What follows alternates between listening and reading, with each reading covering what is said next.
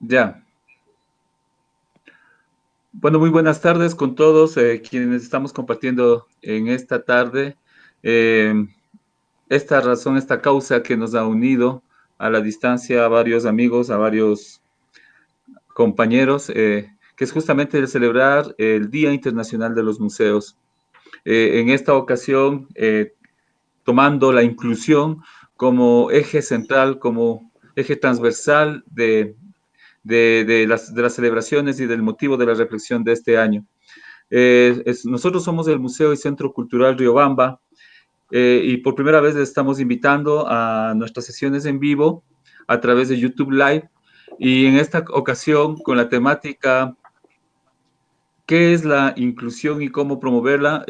Contamos con la participación de dos importantes activistas y amigos. Desde aquí, Luis Terán, activista reconocido sobre los derechos humanos, derechos de la niñez y adolescencia, los derechos de la naturaleza. Y desde Argentina, a María Silvia Pérez, también docente universitaria, activista, gestora cultural de gran trascendencia de importante camino, quienes nos darán sus criterios, sus importantes criterios sobre la temática.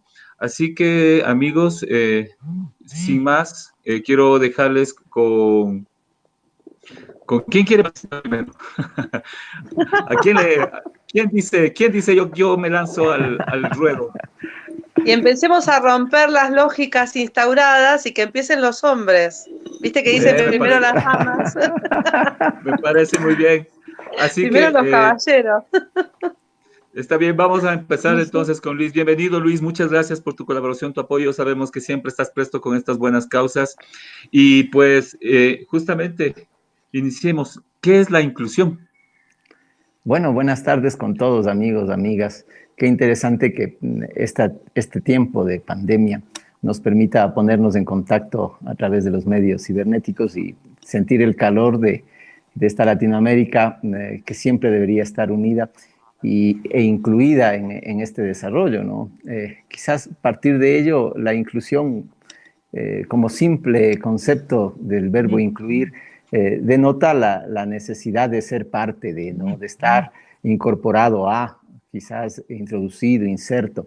Sin embargo, este simple y básico concepto nos puede también invitar a decir incluido en qué o hasta dónde. Y claro, la práctica, si se quiere, cultural, social, económica, pone límites a la inclusión, ¿no? Pone sus barreras, pone sus fronteras.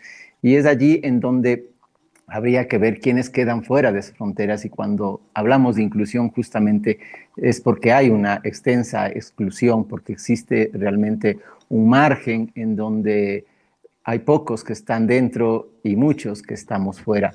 Y desde esa parte yo creo que la inclusión no puede ir ni siquiera analizada sin estar inmersa en lo que debería ser la participación real, aquella inclusión participativa que se tome en cuenta en las decisiones, que se tome en cuenta en el poder, porque lamentablemente el mal manejo del poder es el que nos excluye.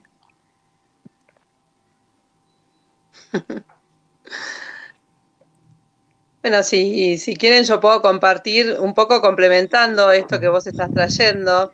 Yo lo que había pensado, porque hay una gran discusión a veces académica respecto de a qué llamamos inclusión, exclusión, ¿no? Y yo siempre digo que hay como algunas miradas que nos trascienden más allá de la construcción académica en sí, que tiene que ver con nuestro ser seres humanos en un sistema en relación, ¿no? Yo siempre uso la frase de que cuando me siento en la soberbia de creer que puedo tomar decisiones por mí misma y que le puedo mandar la vida a otros, o sea, cuando me agarran los ataques de soberbia, que por momentos lamentablemente son varios, digamos, salgo a la noche a mirar la noche y el cielo, ¿no?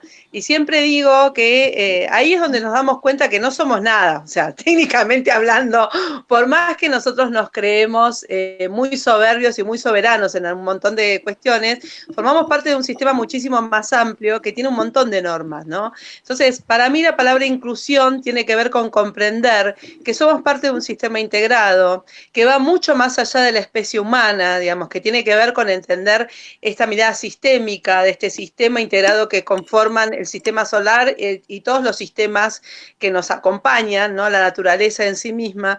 Y desde ese lugar me parece que hay un punto que es fundamental, que es entender que desde el momento en que nacemos en el planeta Tierra, desde ahí en adelante tenemos derecho a ser y estar, ¿no?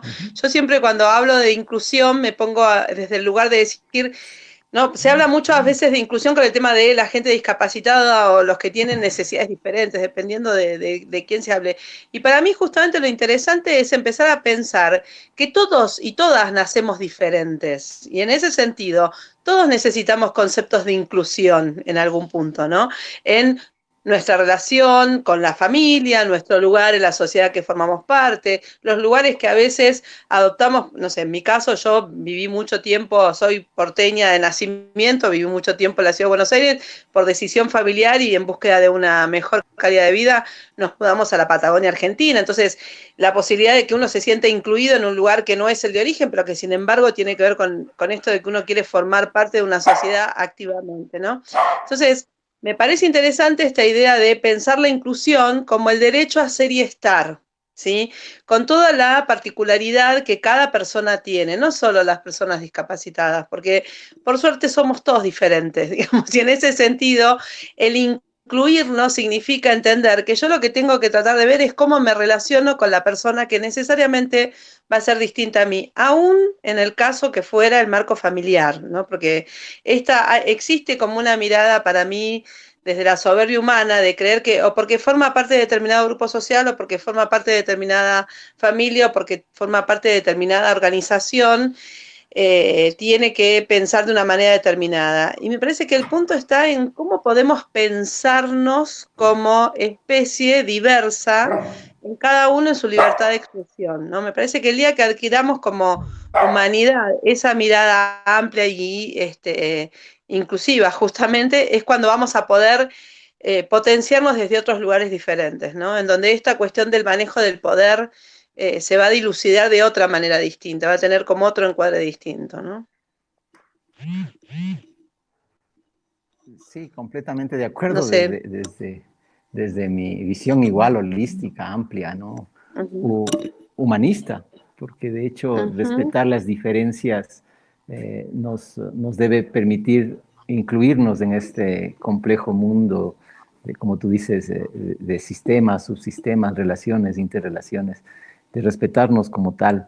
Sin embargo, la necedad del ser humano que le va convirtiendo en estos guetos, en estas tribus, ¿no? Desde temporadas salvajes, diría yo, de pretender ser o uniformarnos o estructurarnos en estos grupos de poder, ¿no? Y de manejo.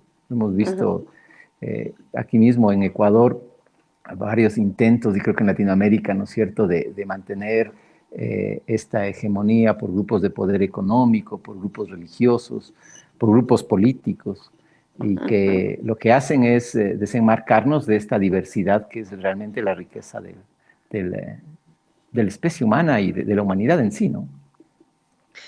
Sí, quizás a mí una cosa que me pasa como reflexión, lo digo, y quizás como parte de la acción que nosotros por lo menos tratamos de potenciar en los proyectos que vamos haciendo aquí en la Patagonia, tiene que ver con esta mirada de hay un régimen que supuestamente ordena el mundo, ¿no? Y estos intentos de manejo y manipulación es lo que les da ese poder, ¿no? O sea, nosotros sabemos que estamos dentro de un mundo que está atravesado por el capitalismo y en ese lugar, como su nombre lo indica, si no acumulamos capital, perdemos poder, ¿sí? Pero a mí me parece que hay una mirada de eso que no voy a negarlo, o sea, en ningún momento voy a decir que esto no sucede y que obviamente esto genera mucho desorden. De hecho, parte de la pandemia que estamos viviendo es como la expresión máxima de la estupidez humana que llevamos adelante, por lo menos esta es una opinión personal respecto de lo que significa el mundo capitalista, ¿no? Sin embargo, me parece que hay un lugar que a veces en la humanidad nos perdemos, que es capitalizar la inteligencia que tiene el ser humano para construir lo que sería como la contrahegemonía, ¿no? O sea, frente a un sistema que oprime, que explota, que lo que busca es generar estos marcos de explotación de un grupo poderoso hacia uno que no lo tiene, yo lo que siento a veces es que nos perdemos la cualidad que tenemos como humanos de poder constituirnos a nosotros mismos como seres poderosos, ¿no? Y en comunidad poderosas. Entonces, muchas veces participar del mercado digamos, del acceso a la, no sé, a los bienes materiales y a las compras, ¿no? Yo siempre digo las compras como lugar de referencia, nos quita la posibilidad de reflexionar qué alternativas tenemos para construir otras formas de relación que no tienen que ver con el mundo capitalista, pero sí tienen que ver con nuestro bienestar como seres humanos, ¿no?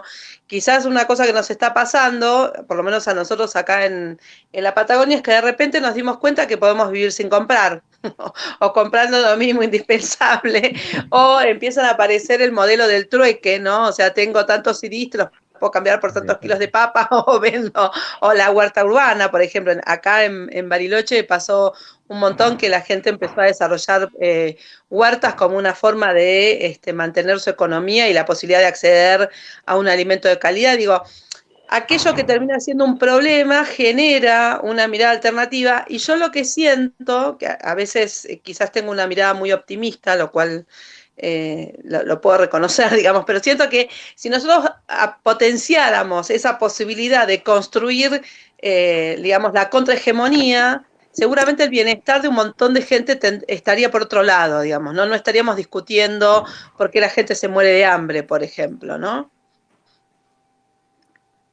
Sí, creo que esa es la línea que se va trazando y que, claro, no es de ahora tampoco, ¿ah?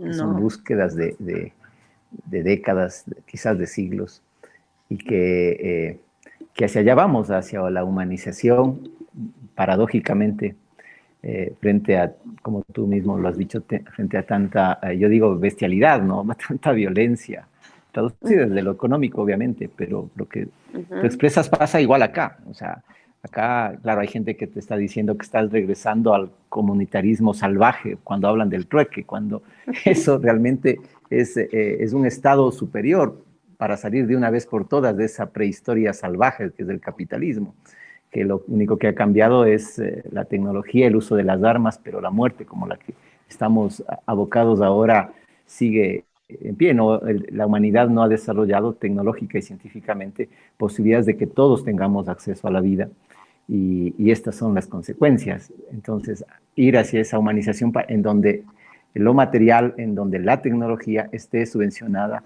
a la condición de lo humano. Luis María, aquí una pregunta. Obviamente todos estamos ahorita conscientes que estamos en una nueva realidad, estamos en un control al del de nuestra sociedad como la conocíamos y justamente todas estas formas que siempre estuvieron, pero que sin embargo estuvieron invisibilizadas justamente por este mismo problema, están resurgiendo. Aquí en este contexto, ¿quiénes son ahora los nuevos excluidos a nivel de Latinoamérica?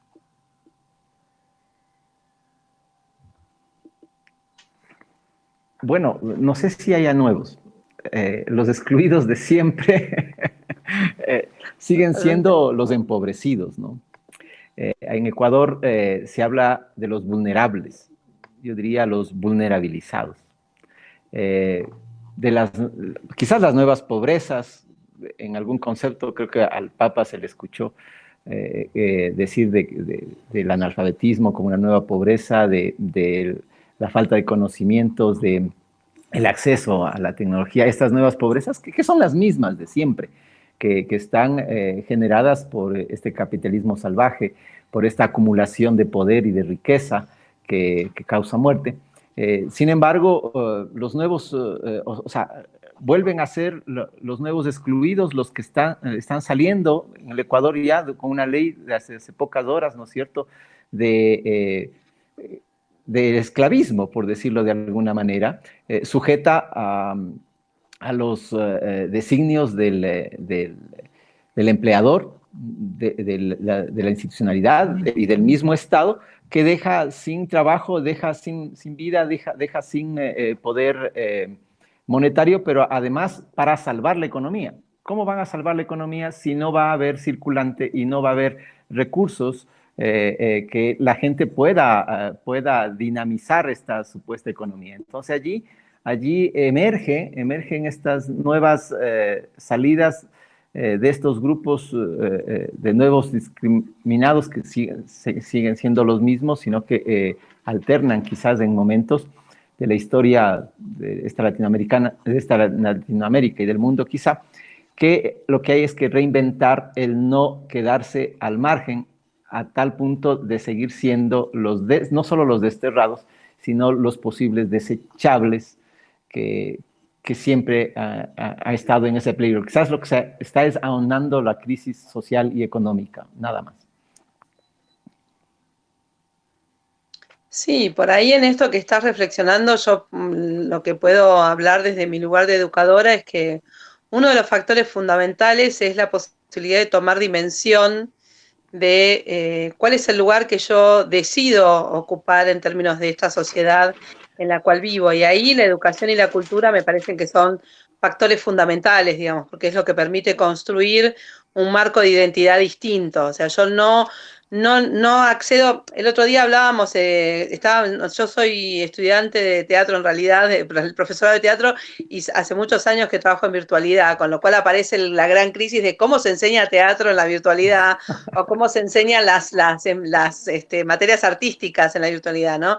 Entonces decía una profesora, decía, bueno, en realidad lo que pasó es que esta virtualidad lo que trajo es que los dejó afuera a muchos. Y yo lo que decía era que justamente la virtualidad lo que hace es poner en blanco y negro, o sea, aquello que la escuela en general o que la educación como sistema medio desdibuja, ¿no? Porque va como construyendo una relación en donde se supone que la educación le llega a todos y supuestamente todos tienen acceso a los mismos recursos y que tienen por el hecho de ir a una escuela pública acceso a determinadas condiciones. En este momento, esta cuestión del depender de una conectividad, como nos está pasando, nosotros podemos charlar porque en nuestro caso tenemos acceso a esta tecnología y un montón de lugares donde no está, ¿no? Entonces, yo lo que planteaba era esto, en realidad la tecnología lo que hace es poner en blanco y negro, o sea, la desigualdad que nosotros estamos viviendo con estudiantes que no se pueden conectar o con personas que no pueden tomar contacto directo con la infinidad de parafernalias que hay respecto de lo que está disponible en la virtualidad hoy, ¿no? No sé, ver obras de teatro, libros, paseos, 360, pensemos en todas las cosas que aparecieron de repente como efecto de la pandemia. Aparece como una manera de poner en blanco y negro algo que ya sucedía antes, digamos. La virtualidad lo que está haciendo es exponiéndolo crudamente. Entonces, desde ese lugar me parece que es fundamental el poder adquirir primero la educación necesaria para poder entender cuál es el lugar que yo deseo ocupar en esta sociedad y también el atravesamiento de la cultura, porque eso es lo que genera la identidad finalmente. Y yo, esto es un sueño que tengo, a lo mejor es un delirio, nunca terminamos de saber si es un sueño o un delirio absoluto, pero yo sueño que en el momento en que tengamos ciudadanos que sean responsables de sí mismos en la toma de decisiones, es cuando la humanidad va a ser distinta, ¿no? O sea, cuando nosotros tenemos un ciudadano que tiene la capacidad de leer entre líneas lo que es una norma, de darse cuenta de lo que transmiten los medios de comunicación, no sé, llamémosle diario, televisión, ¿no? Y poder como deconstruir eso que va apareciendo como herramientas de domesticación. Entonces es cuando se generan cosas alternativas que finalmente permiten trascender el medio en el cual uno está viviendo, que parece que es como lo que manda, ¿no? Lo que efectivamente nos domina, ¿sí? Yo creo que la dominación finalmente se rompe cuando yo tomo noción de quién soy y quién quiero ser en relación al mundo que me toca vivir. Si lográramos en Latinoamérica tener un atisbo de ese lugar en cada una de las personas, en cada una de las integrantes que forman parte del universo latinoamericano tan diverso que tenemos, yo creo que otra sería la historia, ¿no? De los gobiernos y de los organismos de poder y de los grandes conglomerados que acumulan esta cosa, ¿no? Yo siempre digo, no sé, en el caso de acá de Argentina, nosotros tenemos un grupo como el de Clarín, que es un más media, digamos, que tiene diario, televisión, radios, ¿no? Todo eso que construyen una realidad en donde todo es catastrófico, depende de a quién le conviene y a quién no, obviamente es para dónde va la cosa. Y yo lo que finalmente digo es, este conglomerado tiene la posibilidad de construir eso porque nosotros tenemos ciudadanos que no se formaron a sí mismos como ciudadanos responsables, sino que se llevan por la marea, ¿no? Es como que yo, bueno, a ver, ¿para dónde va lo que dice hoy el noticiero? Y allá voy y digo, y además repito cual loro, ¿no? O sea, es muy gracioso, por ejemplo, acá en Bariloche hay una situación muy graciosa, es, no sé, todos los mayos llueve un montón, ¿no? Y es inherente a que podamos tener los bosques que tenemos, o sea, la naturaleza requiere. Entonces, cuando llueve se quejan porque llueve, y cuando nieva se quejan porque nieva, y cuando hace mucho calor se quejan porque como en la Patagonia va a hacer calor. Entonces, la conclusión es, bueno, finalmente te quejas, digamos, o sea, y me parece que es, digo esto como ejemplo porque el fenómeno que se da con los más medias acá parece un poco esto, o sea, me quejo de lo que venga, no, ni siquiera puedo deconstruir o pensar que, bueno, si vivo en la Patagonia, esta es la dinámica lógica digamos, de la naturaleza que tengo, con lo cual o me acompaño de lo que la naturaleza me propone o finalmente me tendría que ir a otro lugar, digamos, si no me banco ni la lluvia, ni la nieve, ¿no? Ni el calor. Digo esto como un ejemplo creo que ahí es donde hay una forma de construir una Latinoamérica diferente, ¿no? Más comprensiva finalmente.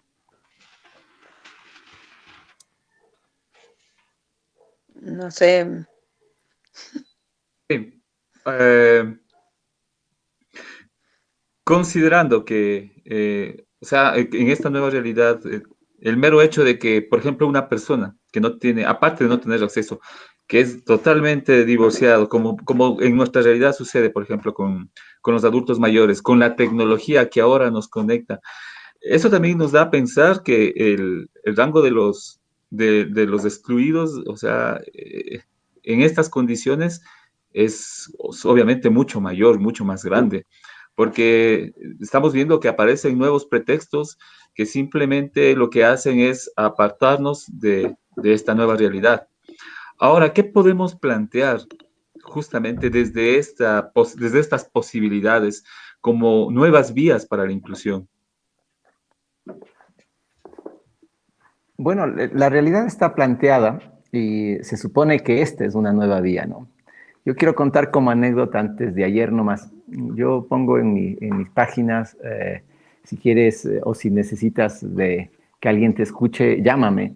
Y me llamó una señora y me dice, mi mamá quiere hablar con usted, ¿le puede atender? Le digo, encantado. ¿Cómo se llama? Me da el nombre. Y 74 años la abuelita, porque no acostumbro a decir adultos mayores, porque de hecho no hay adultos menores. Y en ello le decía, mamita, bueno, yo tengo mi espiritualidad, si se quiere, pero mi fe religiosa respecto a...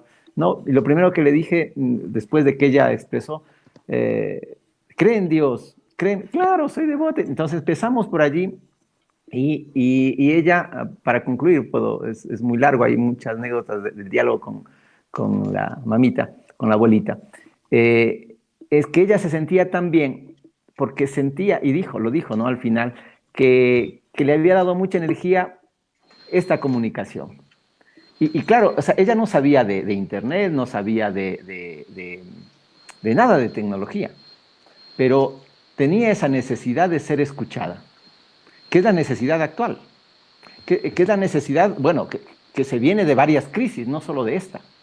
O sea, la crisis que llevan, por poner otro grupo de los adolescentes en el Ecuador, que son los que el mayor número de muertes en el Ecuador se da por suicidio. Es el primer indicador grave que desde hace algunos años viene dándose.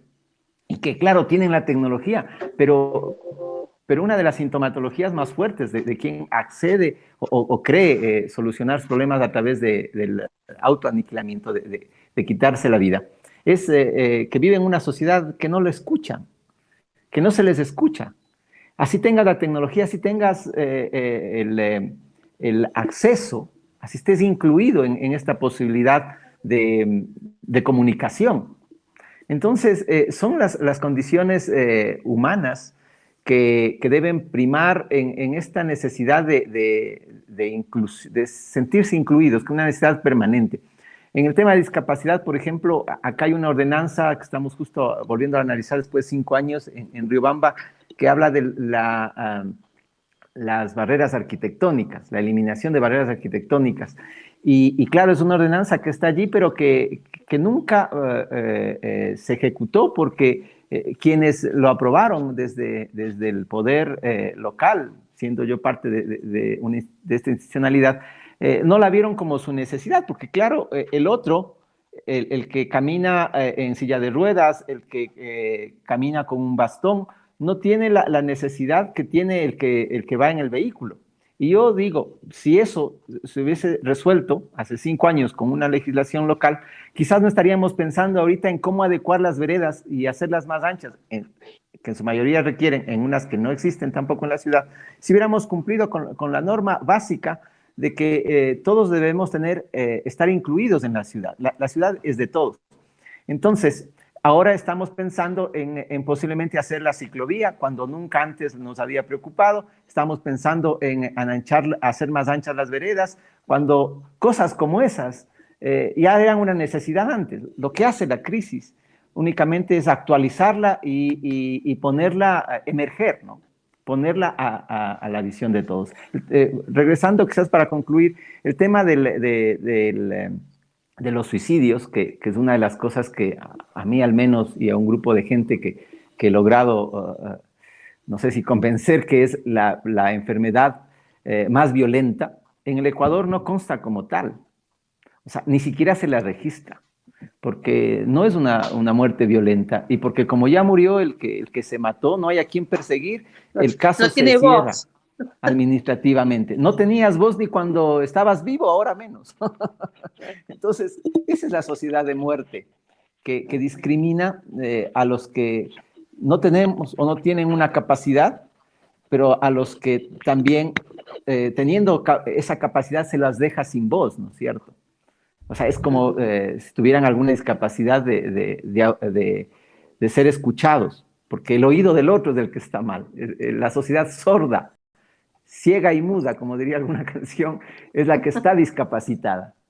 Sociedad de muerte que discrimina a los que no tenemos o no tienen una capacidad, pero a los que también, teniendo esa capacidad, se las deja sin voz, ¿cierto? O sea, es como si tuvieran alguna discapacidad de ser escuchados, porque el oído del otro... La sociedad... Mayrita, parece que se nos acaba de unir hoy, ahorita a la conversación. Capacitada. ¿Qué tal, Mayrita? ¿Cómo está? Bienvenida. A los que no tenemos o no tienen una capacidad, pero a los que también teniendo esa capacidad. Aquí estamos ya compartiendo con Luis y con Mari, en una conversación muy acalorada, y están surgiendo nuevos puntos, nuevas consideraciones, que en realidad nos hace repensar acerca de este fenómeno de la inclusión, producto de la desigualdad, y que ahora simplemente en las circunstancias actuales, pues simplemente siguen marcándose simplemente más aristas que hacen más notoria esta dificultad. En este momento, Luis estaba haciendo una reflexión interesante acerca de la movilidad y de una ordenanza que en realidad, pese a que tiene 5 años de vigencia, casi no ha sido visible su efecto sobre la ciudad. Pero sin embargo, si consideramos ahora, les pongo el caso específico de nuestro museo, que tuvimos la oportunidad de hace apenas un año lograr que se lo reestructure, que se le reajuste, se lo readecue, considerando justamente el problema de las discapacidades como uno de los grupos que obviamente eran más excluidos. Y nos cae ahorita la pandemia y el espacio queda en desuso.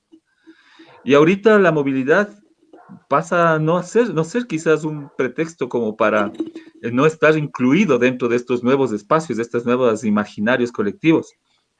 Pero sin embargo, alguien que no sabe utilizar un un teléfono inteligente, no sabe utilizar la computadora, en cambio pasa a ser a alguien que se queda totalmente desconectado de nuestra nueva realidad, de los nuevos canales de comunicación y de cultura y de educación, prácticamente de todo.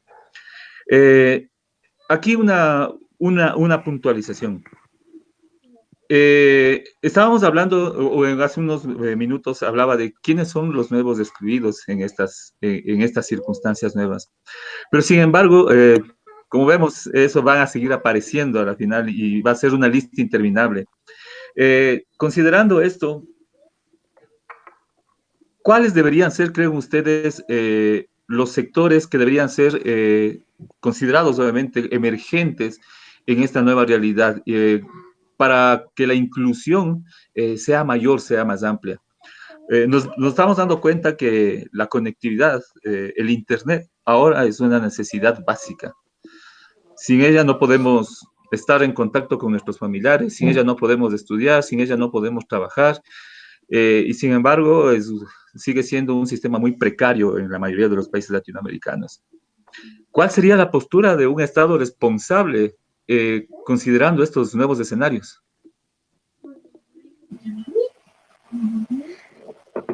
Perdón que tome la palabra. A mí me parece que hay tres cosas que quiero puntualizar con lo que decía Luis antes y lo que estás preguntando vos ahora.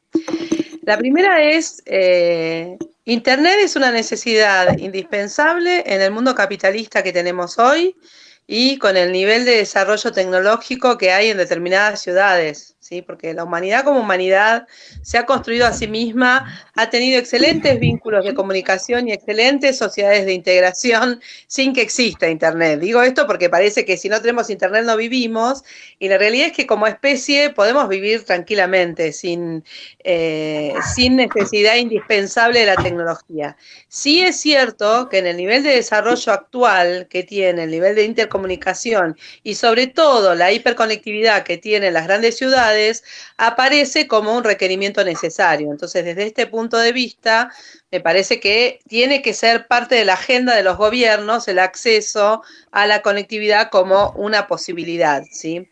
También creo que el segundo punto que quiero traer es, teniendo en cuenta esto que decía Luis del tema de que la sociedad no se escucha, es que la hiperconectividad lo que trae como lógica consecuencia es una sordera colectiva, digamos, y en este sentido creo que si bien es interesante potenciar el desarrollo de la conectividad hacia aquellos que no la tienen, también considero que es indispensable trabajar respecto de cómo comprender esa conectividad que esté al servicio de la humanidad y no en contra, ¿no? No sé, yo pensaba el otro día, si nosotros tomamos, no sé si en Ecuador existe la red TikTok, que acá está haciendo un furor absoluto, con un montón de videitos. ¿No? ¿Existe TikTok en Ecuador? Sí, me imagino. Sí, claro. No, bueno. Y yo pensaba, el emblema de TikTok son estos negros que llevan un cajón bailando. No sé si allá pasa lo mismo, que empiezan a hacerse chistes con eso. Yo decía, qué reflejo de la hiperconectividad, porque empieza a ser un genérico el mostrar la muerte como algo divertido en donde puedo bailar y en donde escucho un sonido y ya asocio con algo divertido que supuestamente llevar un cajón de muerte, digamos, y que a su vez tiene como esta cosa de que en sí me estoy como burlando de una comunidad que tiene como una determinada manera de vivir el traslado de sus muertos, ¿no? O sea, aparece como, para mí, la hiperconectividad trae esta sordera, y creo que en ese sentido es fundamental volver a construir puentes que tengan que ver con el poder prestar atención a lo que las personas necesitan, ¿no? O sea, acá ustedes hablaban del suicidio, acá en la Argentina lamentablemente estamos teniendo muchísimos aumentos de casos de mujeres muertas, ¿no? O sea, femicidios al por mayor. De hecho, la cantidad de muertos por femicidios está tocándole los talones a la pandemia, digamos. Entonces, en ese sentido, me parece que lo que sucede es que tenemos sociedades violentadas y que esa violencia se manifiesta a veces de manera explícita, pero en muchos casos aparece como solapada.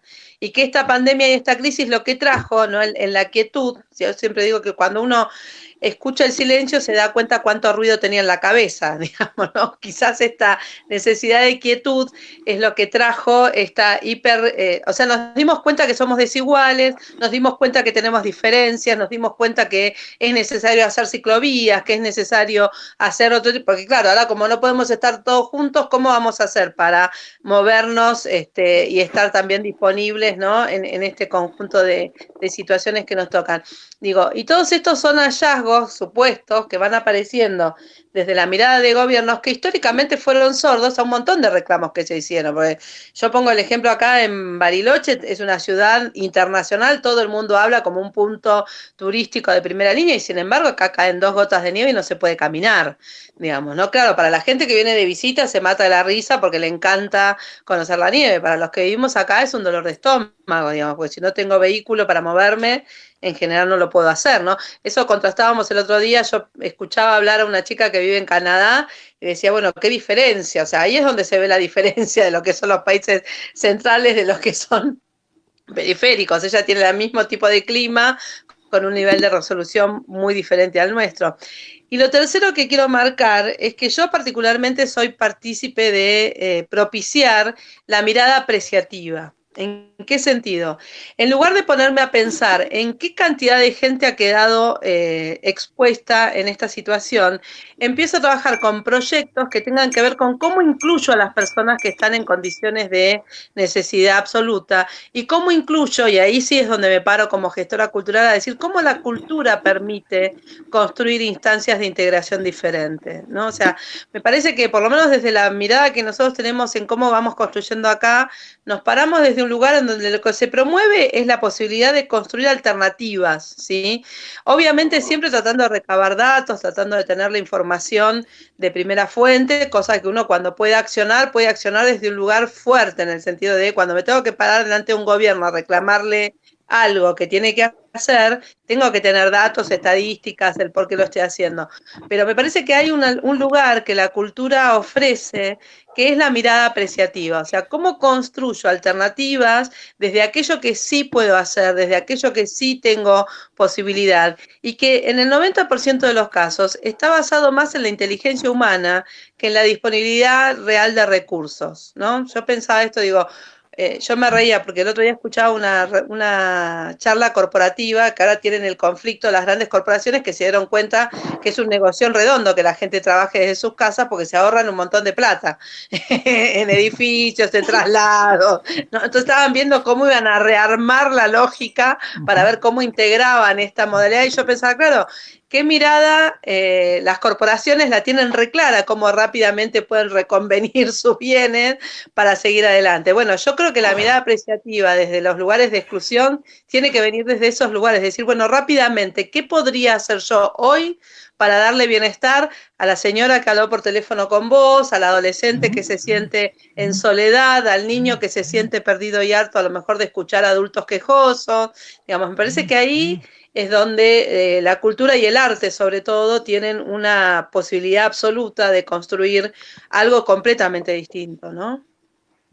Sí, quizás integrar dos miraditas, ¿no? La que la venimos desarrollando, que esta exclusión depende de situaciones estructurales. O sea, si no existe acceso a la oportunidad de tener recursos para que la tecnología, no es cuestión de que cuántos están sin tecnología y cuántos no. O sea, cuántos están en situación de pobreza extrema que no les permite tener el acceso. Y lo otro, lo que tú dices, es cuestión, creo que yo siempre hago hincapié en la iniciativa, en la oportunidad.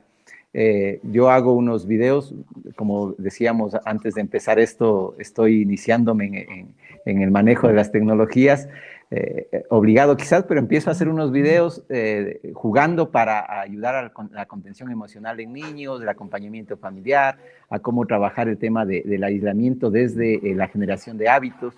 Y un padre de familia me dice, Luis, ¿por qué no hacemos un webinar, una cosa con 40 niños? ¿Y van a estar las familias? Sí. Estaba toqueando ahí, permitiéndoles el ingreso y eso porque me pusieron de administrador. Y al inicio empecé con 45, después pedían 20 más, total 90 y algo.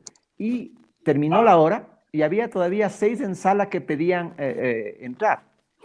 Los niños no tenían el menor contacto con la red. Los padres estarán empezando, los profesores y yo igual, tanteando, como decimos acá, ¿no? Tocando como el que no tiene capacidad visual, a que a ciegas trata de entender.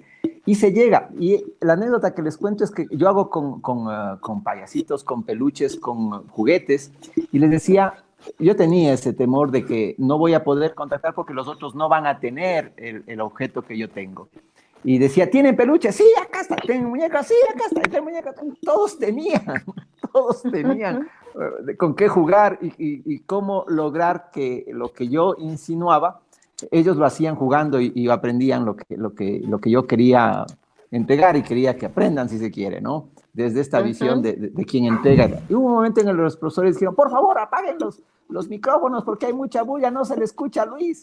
Entonces le digo, o si no, tú, Luis, apaga los micrófonos de todos. Apago los micrófonos de todos y claro, un minuto después, nuevamente los micrófonos prendidos. Y yo feliz, o sea, feliz porque creo que allí estaba el hecho de que ellos querían comunicar, y que querían decirme algo y querían estar en un encuentro lúdico, en un encuentro de juego, que es lo que es el mundo de los niños. Entonces concluyo diciendo que la exclusión depende de cómo la veamos y también, insisto, va a depender y mucho de las condiciones a las que tengamos que tener acceso. Y de eso sí, ya los estados tienen que encargarse, porque es deber de ellos generar políticas de acceso y de inclusión a todo nivel.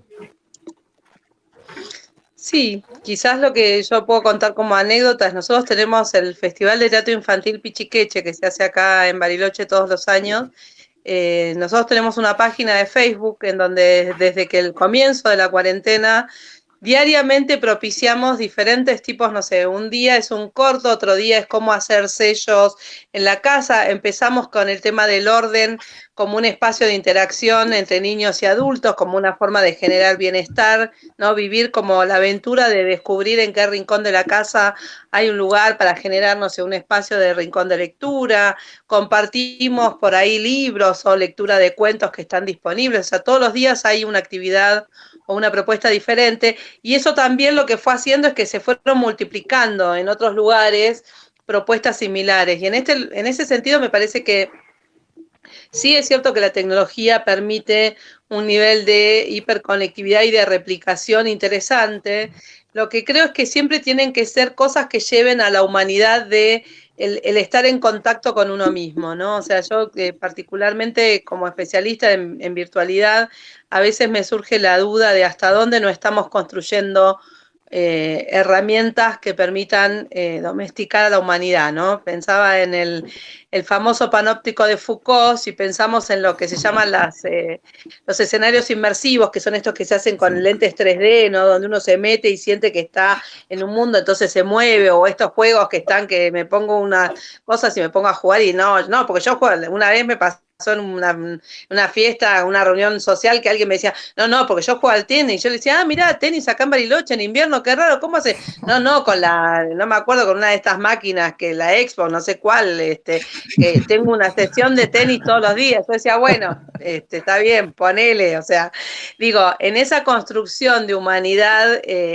tecnologizada, que nosotros muchos creemos, o sea, muchos creen que es la manera de construir humanidad, nos estamos olvidando que en realidad la experiencia pasa por los que nos pasa por el corazón y por el alma, digamos, ¿no? Que va por otro carril diferente. Entonces, desde ahí creo que hay que tener como cierto equilibrio entre reclamar lo que es necesario para el bienestar de las personas, pero sin que eso nos atraviese de tal manera que nos deshumanice otra vez, ¿no? Esto me parece como un ejercicio interesante. Quizás hoy la posibilidad de contactarnos virtualmente nos permite, no sé, yo me reía sola porque digo, cosas que antes estaban libradas a no solo la gente que tenía plata para entrar, los museos mostrándose abiertamente, películas u obras de teatro que salían un montón ir a verlas, de repente están todas disponibles. Digo, ahí es donde el sistema capitalista cae en su propia trampa, como digo yo en algún punto, y nos muestra que en realidad todo depende del contexto en el cual nos manejemos, digamos, ¿no? Me parece que hay posibilidades siempre de construir algo diferente y alternativo. Esto por lo menos es la mirada con la que nosotros trabajamos, o sea, cómo vamos construyendo a medida de lo que vamos viendo y desde ahí a ver qué otro pasito se puede dar para hacer algo distinto, ¿no? Sí, Esto es lo que por lo menos intentamos. Sí, pues en verdad la visión de inclusión es súper amplia, pero como ya lo habían tocado en algún momento de cada quien en su exposición, la cultura es uno de los ejes que obviamente está permitiendo que estas circunstancias nuevas, estas nuevas posibilidades, también se reflejen de nuevas maneras.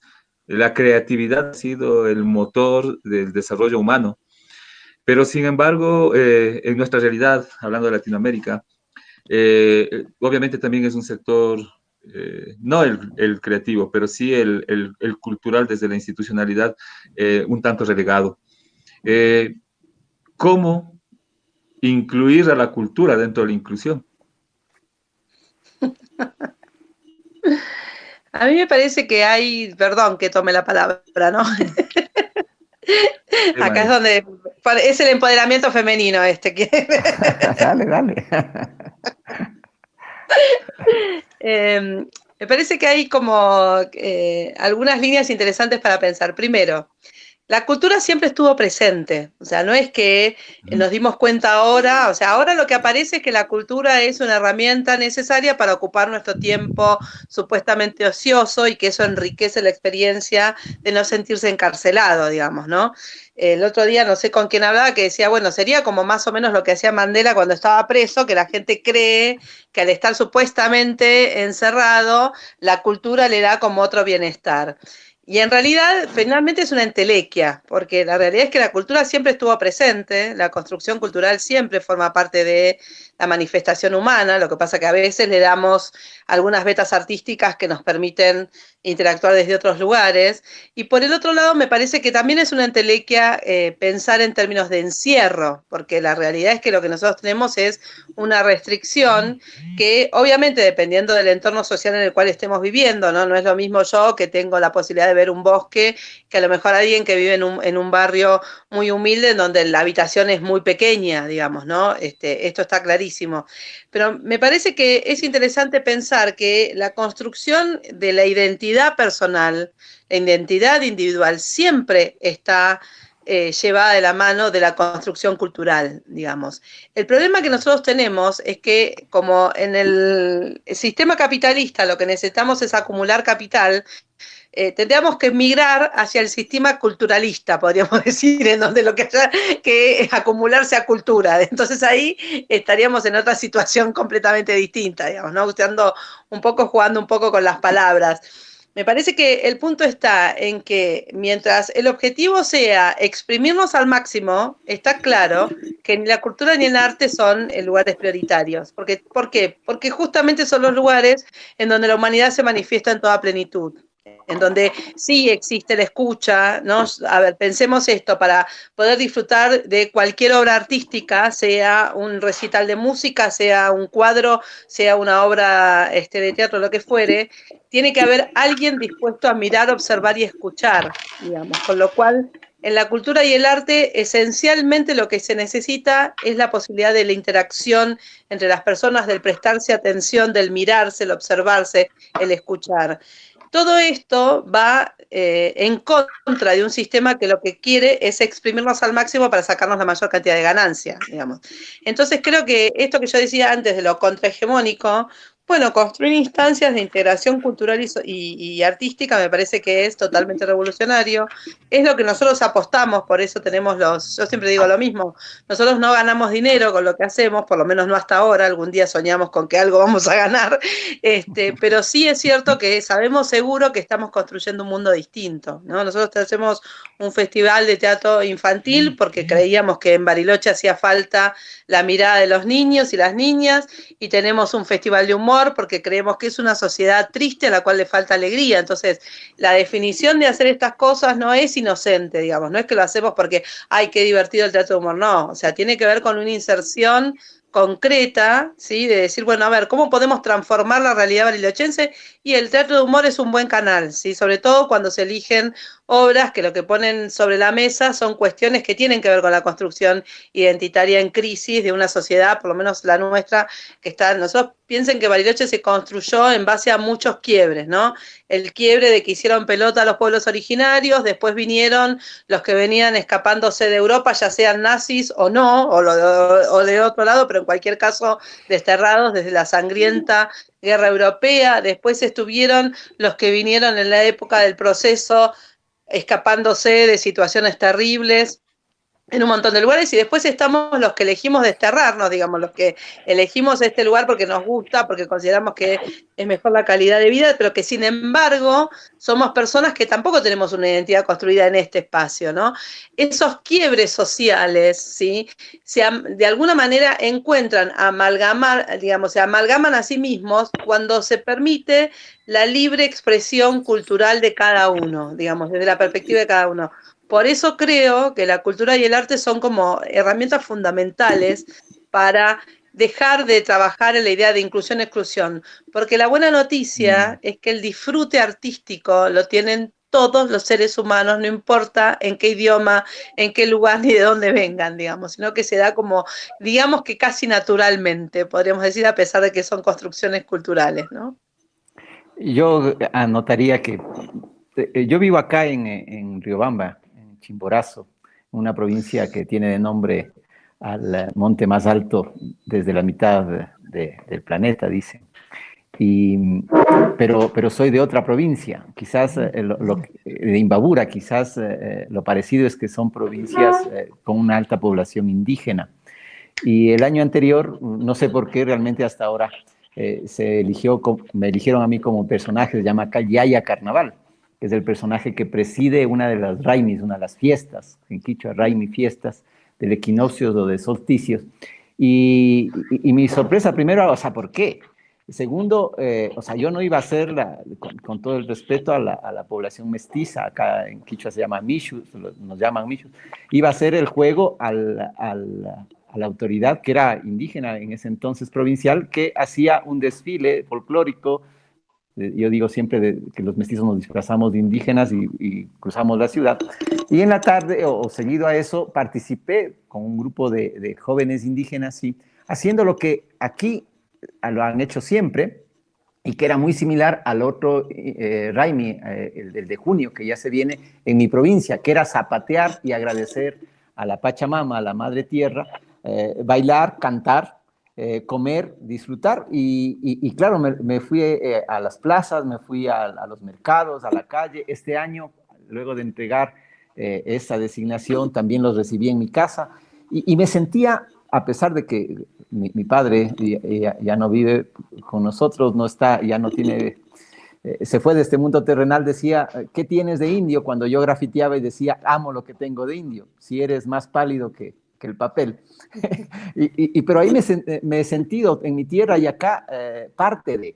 Y digo esto porque la cultura o las culturas para mí son eso que tenemos dentro y que está hecho sangre y huesos, en mi caso más huesos que sangre, y que la vivimos siempre y que las expresamos siempre. Termino diciendo igual dos situaciones anecdóticas. En estos días, el sábado nomás, algún igual evento con jóvenes indígenas sobre igual una estrategia, me parece, de TikTok mismo, en donde se van lanzando una prenda de vestir, bailan, lanzan a otra entre jóvenes indígenas y ellos decían, es la nueva manifestación cultural. No es la nueva manifestación, la manifestación es lo que yo he visto, lo que yo soy, lo que yo siento.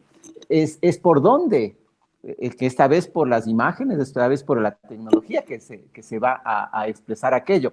Y quizás allí profundizar en lo que habíamos dicho antes, la accesibilidad o no a estos medios, pero eso va a existir. Y la última, en Cayambe, que es otra provincia más, un poquito más al norte, porque realmente Imbabura, de donde yo vengo, está más al norte que Pichincha, en la provincia donde está la capital del Ecuador. En Cayambe empiezan a hacer esta fumigación con el personaje Aya Uma, que es la Uma, cabeza, Aya, espíritu, que va adelante de la fiesta y va con el espersor de la fumigación y va bailando al son del San Juan, así es el ritmo, que es el Inti Raymi, a la final, que es la fiesta del sol, que ya se avecina en junio, ¿no? Ujú. Entonces, esa es la identidad. O sea, mañana me tocará fumigar bailando, mañana me tocará vestir dentro o al frente de la cámara, pero soy yo. En mi identidad, lo que realmente prevalece, vale, y lo que me da identidad y me da contenido.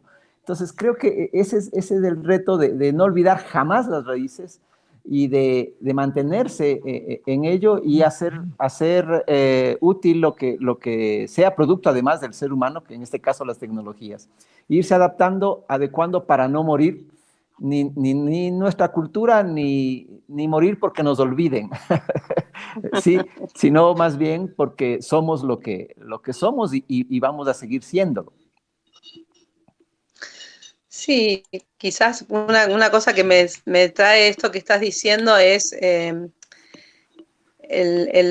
hombre moderno, digamos, a mediados de la modernidad, nos trajo una novedad que finalmente nos perjudicó de una manera terrible, que es creernos individuos, ¿no? Este concepto de construcción de la individualidad y de despegarnos de la mirada de lo colectivo, ¿no? O sea, esto de yo soy dueño de mis derechos y soy el individuo que puede tomar decisiones sobre sí mismos. Creo que eso mixado, digamos, cruzado por una sociedad capitalista exacerbada, lo que nos trajo como lógica consecuencia es esta idea de creer que esto que yo hago lo elijo yo y que es mío, ¿no? Y construyo yo mi propio ser en función de lo que hago.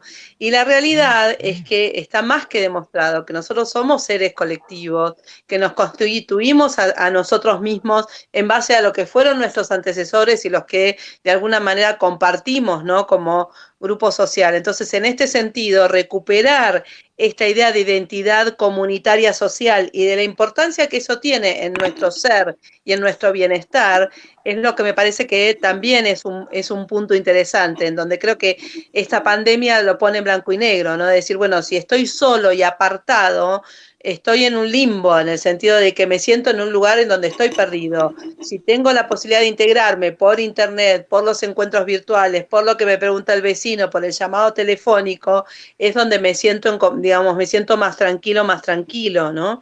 Entonces ahí me parece que hay como un lugar también digamos, a recuperar esta idea de la identidad en base a que yo soy individuo, pero también soy ser en relación con mis antecesores, con mi comunidad, con las personas que me rodean, ¿no? Digo personas que me rodean tanto inmediatamente desde un punto de vista geográfico como lo que me rodea, no sé, nosotros hoy, Luis, nos estamos conociendo, obviamente te voy a buscar en las redes a ver cómo nos conectamos, me encantan muchas cosas que dijiste que haces muy lindas, digo, entonces nuestra comunidad de referencia se amplía ya no solo a una inmediatez geográfica, sino quizás a una inmediatez de experiencia, que en ese sentido la tecnología sí nos permite trazar un puente interesante, ¿no? Es una oportunidad. Totalmente. Silvia, Luis, un poco ya llegando acá al cierre para desarrollar un epílogo de esta situación, nos vamos dando cuenta de claves muy importantes. Identidad, interculturalidad, enfoque comunitario, comunidad, necesariamente un nuevo sistema es necesario. Las bases están listas, están preparadas, pero sin embargo el sistema hegemónico nos ata de manos, el gobierno anclado a este sistema, los gobiernos, los estados anclados a estos sistemas también son un impedimento potente para estas nuevas vías, para estos nuevos sueños de desarrollo.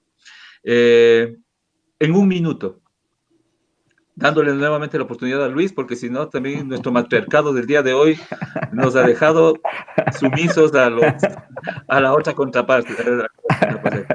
En un minuto, Luis. Promover la inclusión de la manera más atrevida. Sí, bueno, yo contento del matriarcado, si es que en algún momento la historia existió, o parece que ahora.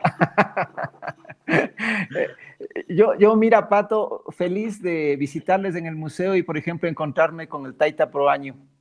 que profetizó todo lo que hoy está pasando y que le cito mucho porque le considero mi taita y viene de mi misma tierra, San Antonio de Ibarra. Mientras ustedes tenían o lo tienen en el museo, la Iglesia Católica lo quería sacar de su templo, ¿no? En la obra, hablando de cultura, el obispo actual quería quitar la obra del premio Nobel Pérez Esquivel, que lo pintó a Proaño como un profeta de los tiempos, no solo del indigenismo o de los pueblos originarios. Creo que eso es lo que hay que hacer de atrevido, en donde estés, en donde estén, patear el tablero, romper la vitrina y mostrar lo que hay que mostrar, e incluir lo que hay que incluir y ser lo que hay que ser. Entonces, creo que hacia allá va, o sea, no pierdan la fe, la esperanza de que ahora hicieron inclusión física para con el tema del museo y que hoy hay que hacerlo por internet. No, pues hay que hacer inclusión ahora cibernética. Lo que no hay que hacer es distanciamiento social que nos están pidiendo. Hay que hacer distanciamiento físico nomás. Lo social ya lo hicieron y no debemos ni siquiera reconocerlos en el verbo, sino en la acción, definir de que somos humanos y de que somos universales y que en eso nos vamos a hermanar a través del medio que sea. Si ahora es estos medios, bienvenido sea. María Silvia, la misma situación. La inclusión. No, Bueno, yo agradecerles, estoy muy feliz. Creo que la mejor manera de incluirnos es escuchar nuestro corazón y nuestra alma, que en general muestra nuestro camino. Coincido completamente con el concepto del distanciamiento físico y geográfico por sobre el distanciamiento social. Creo que si hay algo que puede ser revolucionario hoy es que socialmente nos constituyamos como comunidad. Entonces, me parece que ese es el desafío y también algo que trae estas situaciones de crisis es recuperemos nuestra soberanía alimentaria, plantemos nuestros alimentos, intercambiemos a través del trueque nuestras necesidades para tener una comida equilibrada, recuperemos la posibilidad del relato en círculo, ¿no? Que se usaba antaño para recuperar un poco la tradición y la historia. Hoy puede ser un momento excelente para recuperar aquello que supuestamente es lo que estoy perdiendo porque estoy encerrado. Quizás el círculo hoy se puede construir virtualmente, pero está bueno también como posibilidad. Digo, hay un montón de lugares en donde la crisis nos da una potencialidad que va mucho más allá de lo que los gobiernos nos puedan supuestamente dominar. Tenemos que ser fuertes, ¿sí? En el momento en donde nos contraponemos y cuando exigimos a aquellos que nos tienen que dar como derecho, y tenemos que ser leves en el marco y en el intercambio que tenemos social para poder construirnos como una humanidad sensible. Sí, en realidad, ahora nos damos cuenta, o por lo menos se hace más evidente, que la inclusión, más allá que objetivo, es herramienta. Y exactamente no es el hecho de cambiar de pronto un sistema, sino de construir un mundo mejor. A la final es el objetivo. Bueno, Así es. de parte de acá del equipo del Museo y Centro Cultural Riobamba y en nombre también de todos nuestros escuchas y videntes, queremos agradecerles a ustedes, Luis, Luchito, como siempre, muchas gracias por tu apoyo y qué gusto, qué placer también, María, conocerte y haber compartido esta hora muy importante con tan buenos criterios y con tan increíbles reflexiones. Queremos dejarles también planteada la invitación para próximos eventos y también pues que toda iniciativa, de igual manera, nosotros los museos nos encontramos en una etapa interesante de reinventarnos. Cualquier iniciativa, cualquier idea nueva, pues estamos ahí para formar parte de ellas, para apoyarlas. Así que, Luis, como le dije, María, un gusto y espero podernos ver hasta una próxima. Un abrazo fuerte. Bueno, muchísimas gracias a en ustedes, un contacto. placer. Sí. E incluidos. Bueno, muchas gracias. Gracias, Muchas, igual. muchas Un gracias. gusto.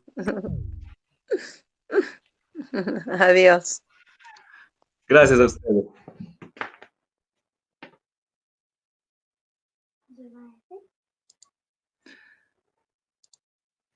Pues con esto hemos desarrollado este primer encuentro a la distancia virtual, celebrando con el pretexto, con el motivo de celebrar un año más el Día Internacional de los Museos en una realidad totalmente distinta, totalmente cambiada, en la que, pues, como lo decía Luis, nos llaman al distanciamiento social, cuando en realidad lo social es lo único que nos está quedando. Lo físico, tal vez, a la distancia, con 2 metros por lo menos entre persona y persona, pero cuando la situación económica y el sistema tambalea frente a una realidad tan evidente, producto simplemente de una circunstancia que pudo haber sido hace un año, pudo haber sido, podrá haber sido o realizarse dentro de 2 años, iba a tener básicamente las mismas consecuencias, pues es importante repensar que la inclusión, ese abrazo de hermanos, el ser humanitario, es la única forma en cómo nosotros, la sociedad, podrá mantenerse viva y activa. Queremos agradecerles a todos quienes nos han seguido a través de esta hora y les dejamos en la expectativa de prontos encuentros, nuevos diálogos, nuevos puntos de reflexión, nuevos amigos, ya viejos amigos también, que nos seguirán acompañando. Recuerden seguirnos en nuestras redes sociales, por Facebook como Museo y Centro Cultural Riobamba, a través de Twitter también, @MSC Riobamba, donde estaremos publicando nuestras nuevas actividades. Y como siempre, estaremos predispuestos y estamos con los oídos abiertos y el corazón también abierto a todas esas nuevas iniciativas desde la ciudadanía, desde los amigos, desde los actores, desde los gestores, para, como lo decía María, no romper un sistema, sino crear la posibilidad de un mundo mejor. Mi nombre es Patricio Cárdenas, un gusto y un abrazo. Hasta pronto.